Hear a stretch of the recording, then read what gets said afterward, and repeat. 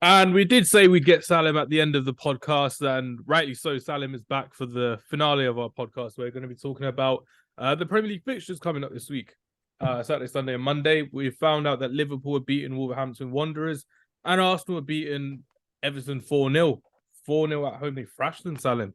But realistically speaking, I need to go through the fixtures with you for this weekend, and we'll go in order. It'll be easier for you as well. So continuity-wise, we'll Yeah. start with the Carabao Cup finalists, Newcastle against Manchester City, the 4 times winners under Pep Guardiola, in their recent terms as well. They've won the Carabao Cup loads of times.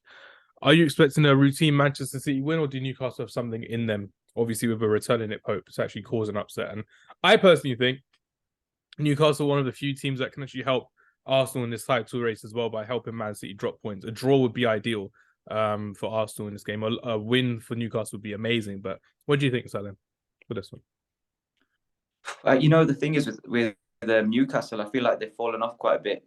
They've not been performing quite well recently, and that's I'd where say you can since the see the World Cup. teams. Since the World Cup, Yeah, they haven't been the same. the teams with Crazy.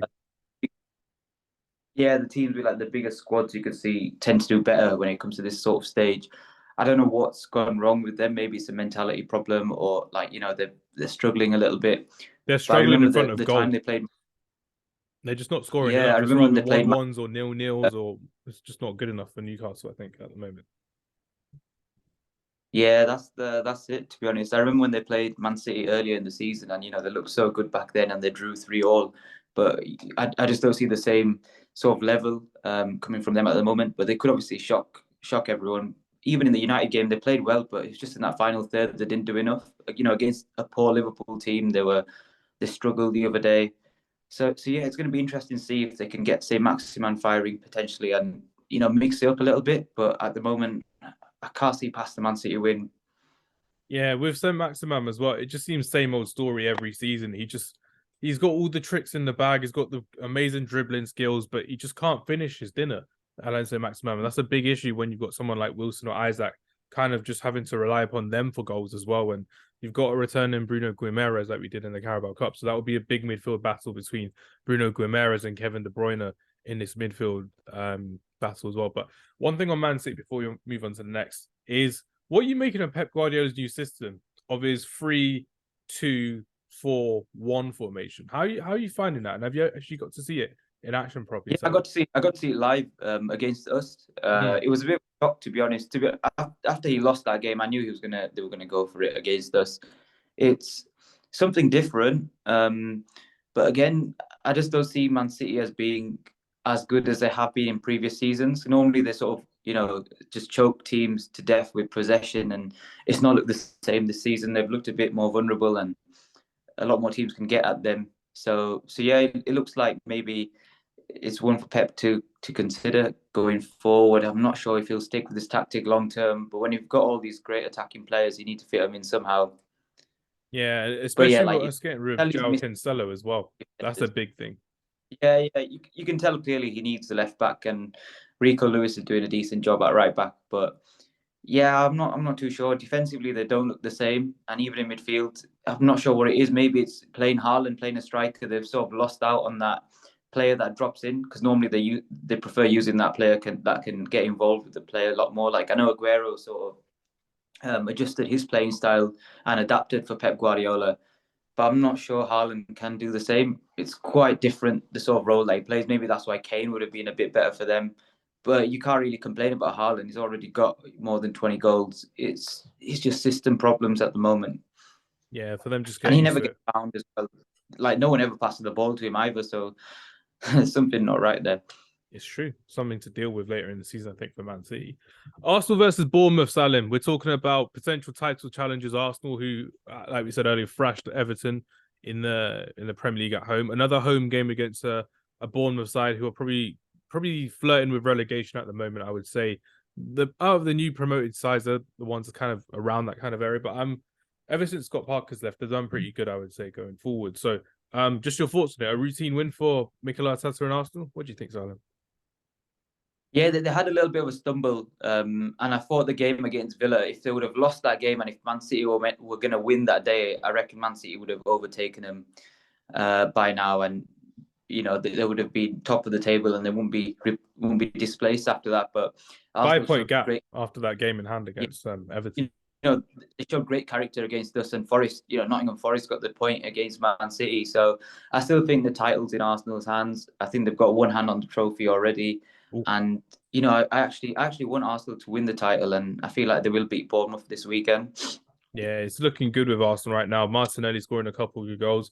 Trossard looking like he's settling into this Arsenal side after a few ropey appearances for the Gunners as well. But realistically speaking, there's 5 points separating 20th and 14th in the Premier League right now. So a lot of the teams that will go through, like I said, with Bournemouth being in 19th position, flirting with relegation, 2 or 3 wins together, like we saw back in January, they're back up back into 14th. They're back into mid-table as well. So they're not doing too bad, but early days for relegation as well, which would be good fun.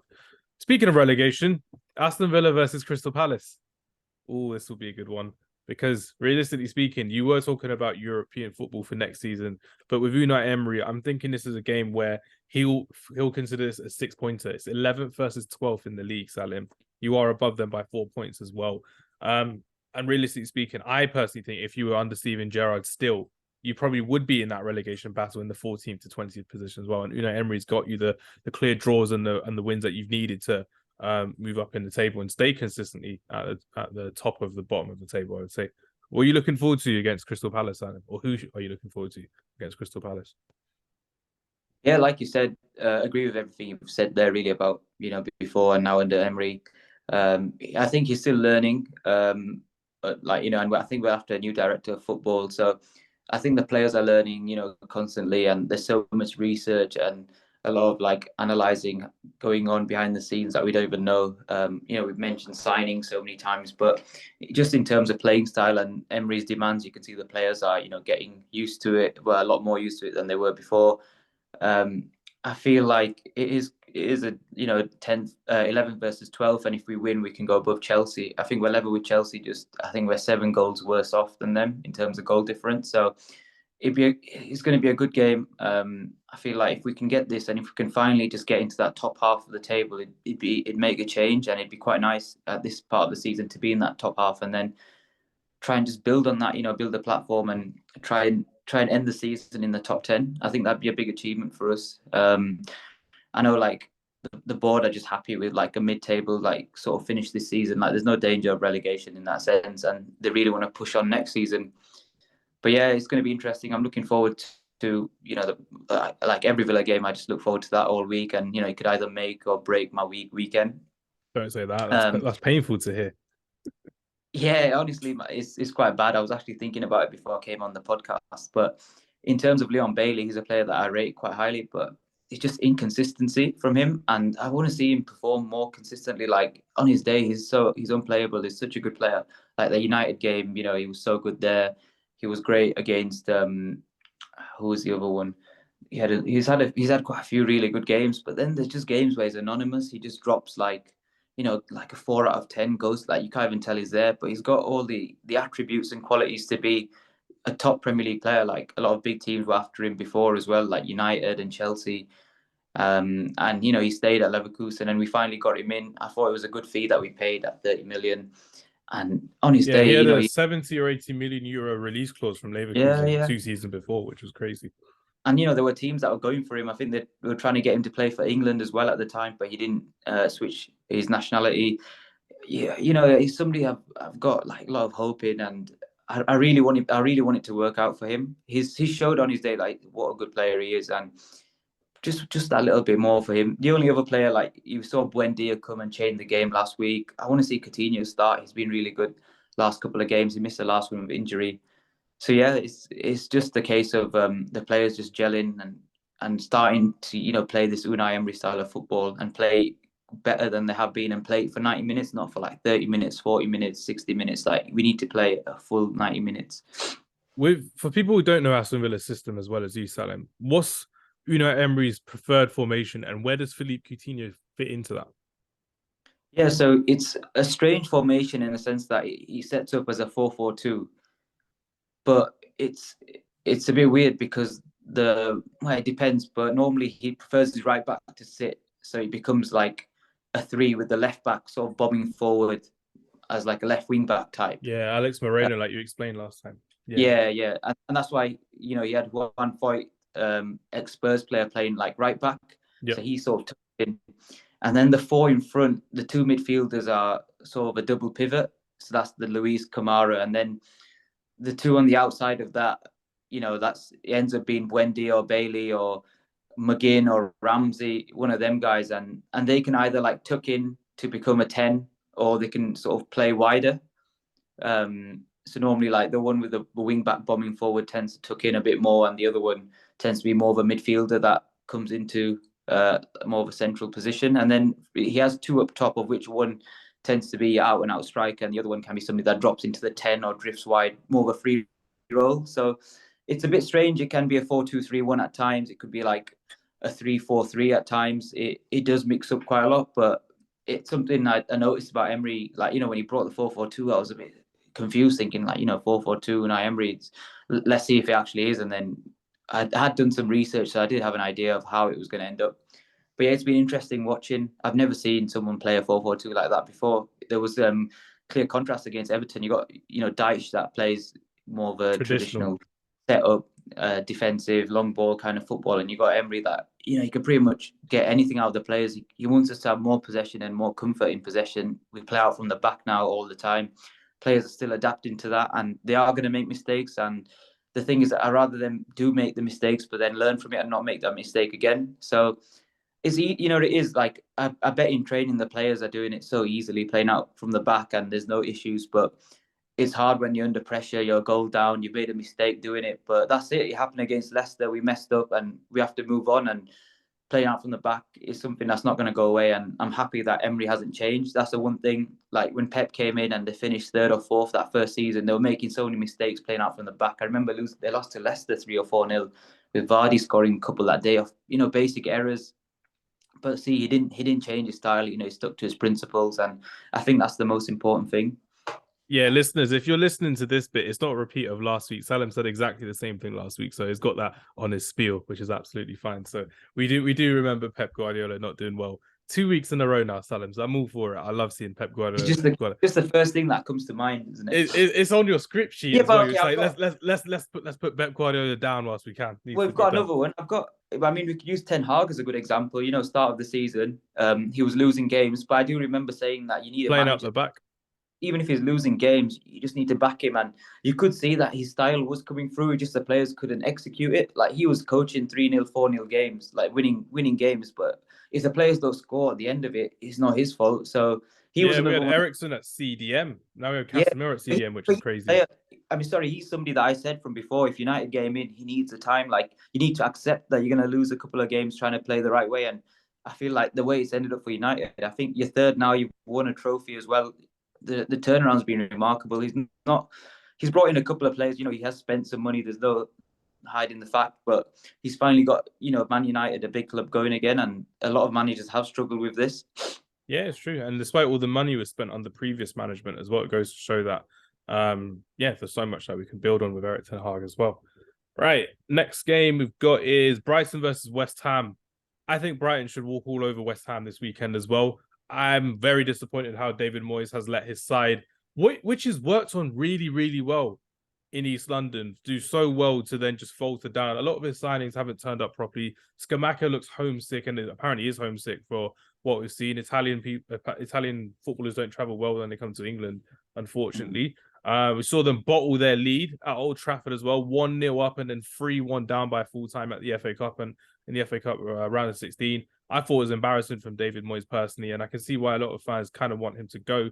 They are rummaging around 16th, 17th position at the moment. Brighton are high flying around 8th as well. Salim, what's worked so well for De Zerbi this time around for Brighton as well? Because any other manager could have come in and just gone down from all of Graham Potter's hard work. But what's De Zerbi done for you that you think has done really well for Brighton to consistently still be in that top 8, top 9 hunt for maybe Europa Conference League or Europa League as well? I was actually quite surprised when they got De Zerbi in, and I think he drew his first couple of games. I remember he didn't really hit the ground running in the sense that he won a lot, but then they just started with games and got, they sold Trossard, one of their better players again, and they still improved. I just feel like the playing style and how he's getting the most out of his players. Mitoma, the other lad, he's been quality as well. I just feel like the way they've been playing, I don't think he's changed too much from Potter. I think that's quite key. He's not gone It's just in, built on what you had from Graham Potter, which worked really well.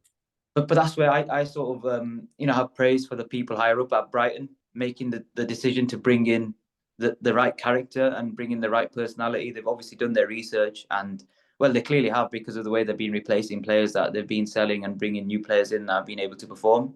This is what I've said all along. The appointment of scouting and recruitment people are so crucial in world football. And it goes to show, we've spoken all the time about RB Leipzig, Benfica, Porto's, Sporting Lisbon, Brighton.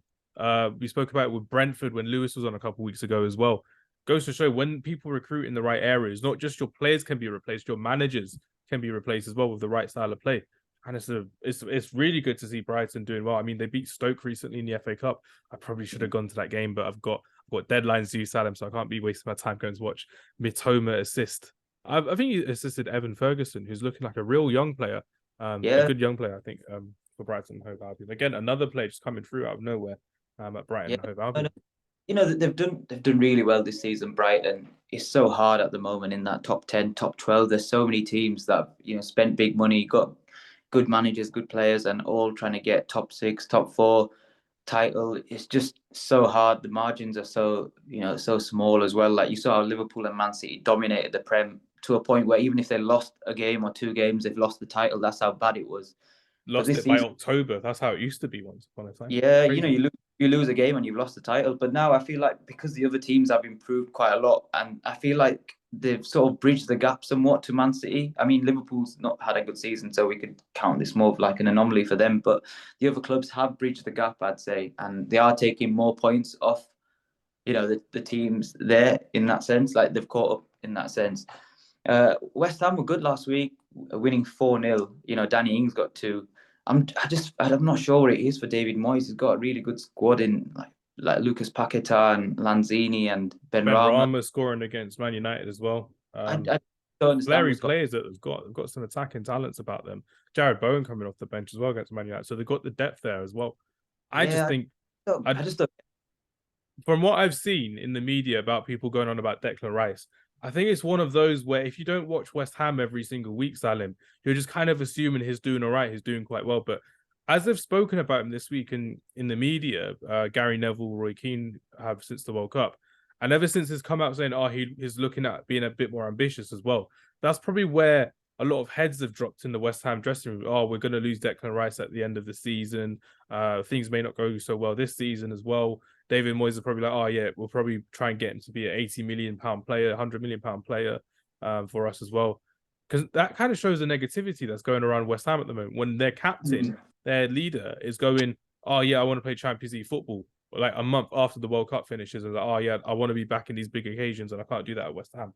The rest of the team are looking around thinking, well, we're here to try and improve ourselves, but if our captain wants to leave, why should we still play to the best of our potential? Which they did over the last couple of seasons. I mean, they're in the Conference League, but last season, Europa League semi-finalists, you and I were talking about them getting into the top 6, to the top 4 as well once upon a time. So we were quite impressed with David Moyes, but it's just all gone downhill a year after we predicted this as well. So that's what I mean. Like, I feel like, that's something Rice should not have done at all. And it's like you said, the heads of defo dropped around him, potentially in the dressing room and around the club. Like, one of your best players coming out and saying something like that, it's the worst thing that they could say. Like, even if he did want to leave, he should have just kept it quiet. Yeah. And end of the season, just spoke with his agent and then got the best fee he could for the club. I feel like when a player is in that situation, it is better to just let go and rebuild. I feel like West Ham potentially might need to change Moyes as well, get a new manager in. Potter probably might be available end of the season, and literally just go again.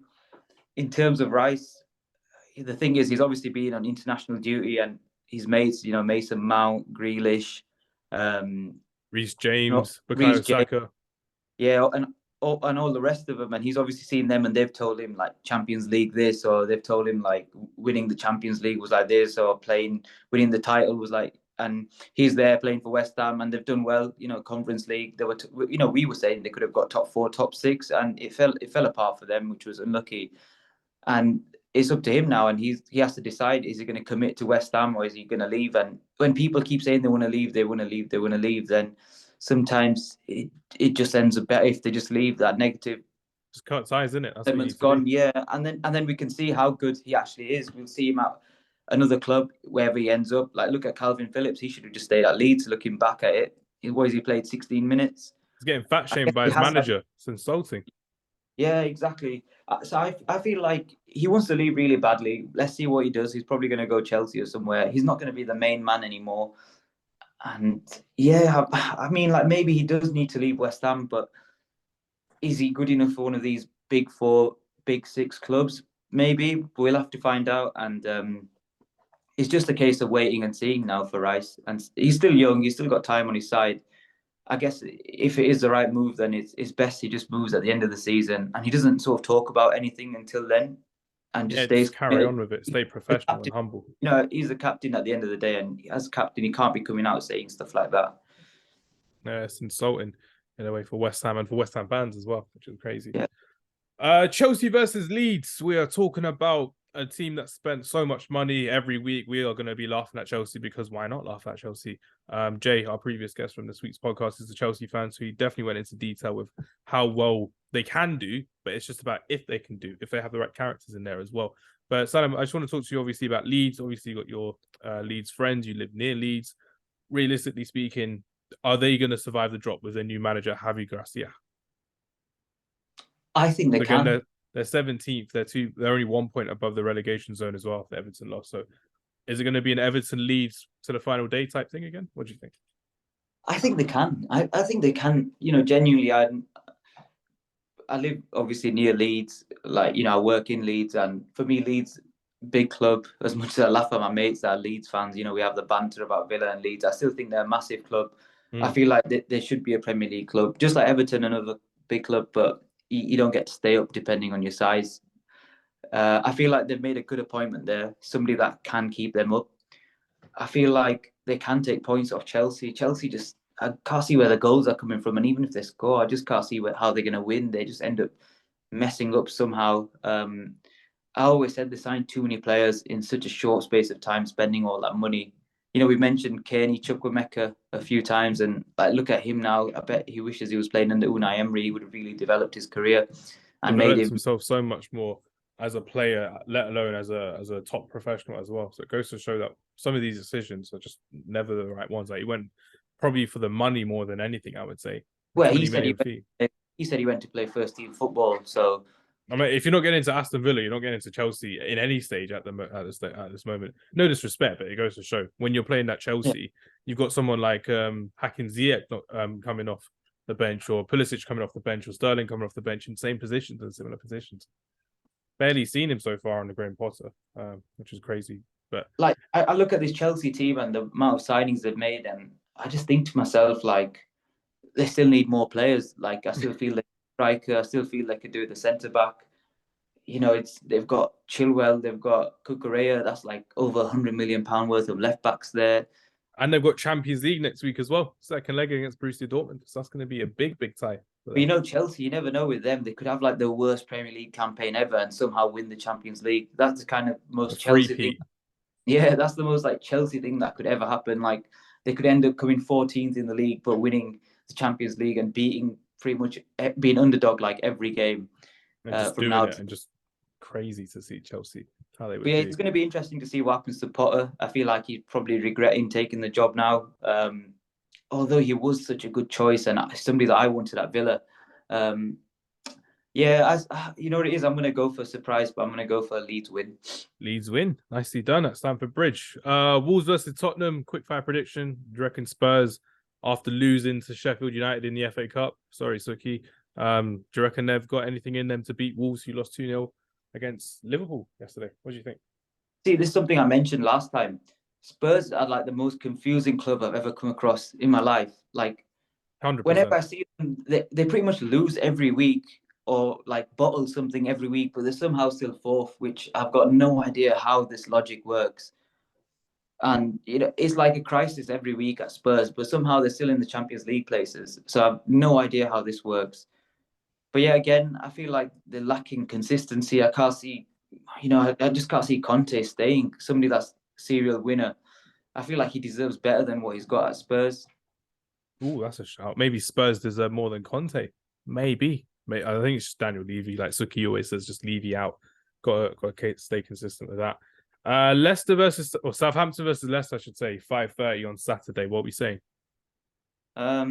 Leicester in a bad bit of form, losing to Man United, losing in the FA Cup as well. I'd probably go for a Leicester win. Leicester winning at Southampton. Yeah. That would be a decent one. Notts Forest versus Everton. What are we saying? Nottingham Forest? Reckon Dyche will come into play against Nottingham Forest? I think Everton will get the win. It'll be a tight, scrappy, fouls all over the pitch, time wasting all over the pitch win for Sean Dyche.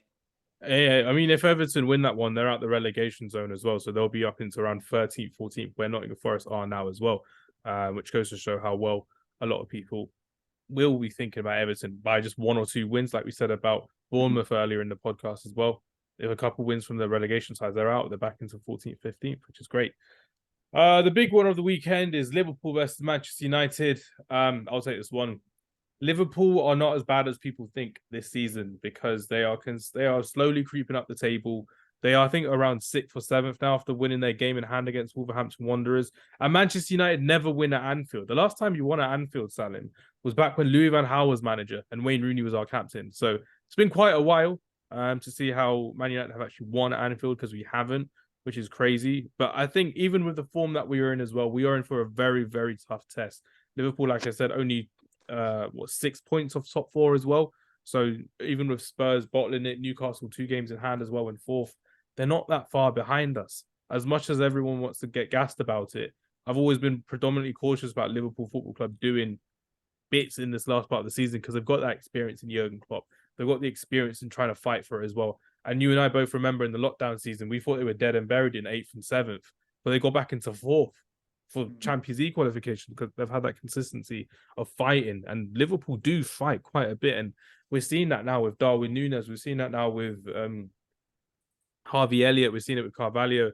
Bajcetic, their new young player who we've spoken about a bit as well. Fantastic young player that they've got. And Liverpool have finally got that bite back in them. Not fully, like we've seen before, but they have got the bite back about them.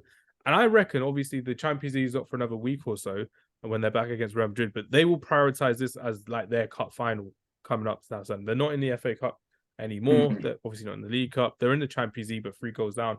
This will be Liverpool's cup final, playing at home to Manchester United. A very buoyant Manchester United who are unbeaten for the last 6 or 7 games since we obviously lost to Arsenal. What's your thoughts on the game, Salim? Yeah, I especially living here in West Yorkshire, Batley, Dewsbury, the Man United Liverpool game's always been a massive game. It's like the whole town just stops to watch it, predominantly, with Man United and Liverpool fans everywhere. Crazy. So it's always been a massive game here. And, all over the country, it's one of the biggest games in football, in my opinion. And like you said about Liverpool, it's surprising, but they're 10 points behind you. And if they win, it becomes 7. They're going to be even more pumped up knowing that they're not going to win the title this season. Champions League, they're probably going to, they could do it, but it's not looking good there. So I feel like they're going to go all guns blazing. This game's probably the biggest game of the season for them. Yeah. I'd say like even against Man City or Everton, anyone else, it's this game. Beating Man United, I feel like if they can beat United, they could, sort of put a dent in the confidence that Ten Hag's brought to the club. Some of their players have been performing a lot better. They've got that kid, Bajcetic. He's been okay. Darwin Núñez is starting to come good. Like we said, he always needed time, Núñez. Definitely. They're missing players in like Luis Diaz. He was a really big signing for them in terms of impact, and also Jota. So Jota came back yesterday. So he came back against Wolves. So he was in the game. They're missing a few of their midfielders as well, obviously. So Artur still hasn't even come back into it as well for Liverpool. So there's a bit of a resurgence going on at Liverpool, which is 100%, and it's going to be an interesting game. Man United look really good.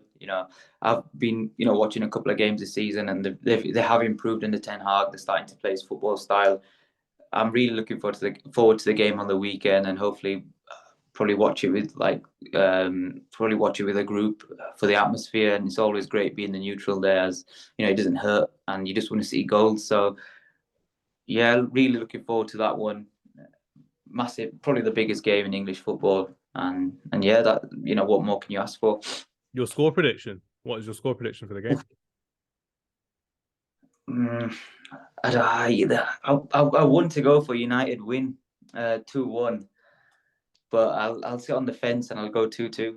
I think we're going to lose, even though this was Ten Hag's first game where we won where he won as Manchester United manager. I think we're going to lose against this Liverpool team.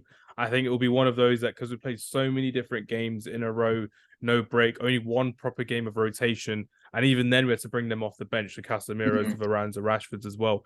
Liverpool have got a bit more urgency in their step for this game as well, and they'll be at home. They'll have everything to prove.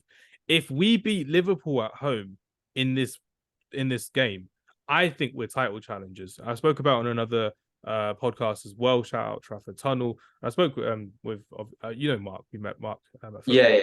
Spoke with him about it as well. And Mark says something very similar. If we beat Liverpool on Sunday, Manchester United are the title challengers, and it's going to look very, very comfortable for the rest of the season for the neutral.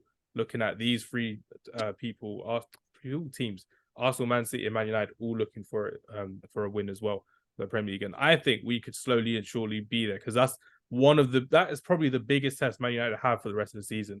We've got Chelsea at home, we've got Tottenham away, I think we've got Newcastle away, but Liverpool away has always been our bugbear, basically, Sam. We never win at Stamford Bridge and we never win at Anfield. And if we can win at Anfield, that would be an amazing feat for Erik ten Hag as well. It would be such a great achievement for him to do with this Manchester United side. So looking forward to that one. And final game to preview, Salim, Brentford versus Fulham, Monday Night Football, 8 o'clock.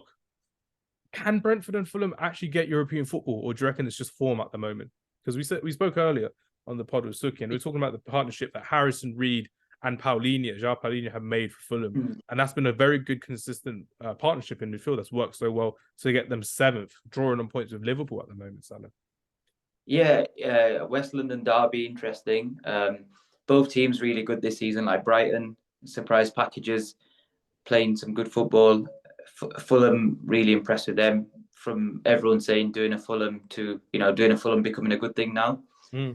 Yeah, I'm going to go for a draw. I feel like either could sneak their way into a Conference League position, but we are getting to the business end of the season now, and we just have to see which one can keep up the form, and now, which one can't. Ivan Toney's been mentioned a bit recently, quite a bit. A lot. Interesting to see what happens to him too.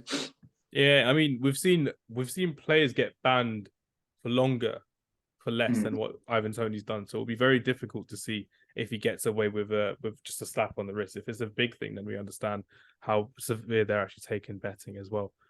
We've seen it with Daniel Sturridge previously. We've seen it with other footballers as well. So it goes to show it can happen to anyone in football. And no one's got the law in that way regarding betting scams in the Premier League, which is crazy. Right then, Salim, and right then, everyone. Thank you very much for listening on this part of the podcast. Do follow Jay on his social media, which I'll leave in the description below. Salim, I will see you next week, where I've got a special announcement to announce to you and to everyone on next week's podcast, which should be good. But yeah, everyone, thank you very much for listening. Salim has always been a pleasure. Take care and see you later.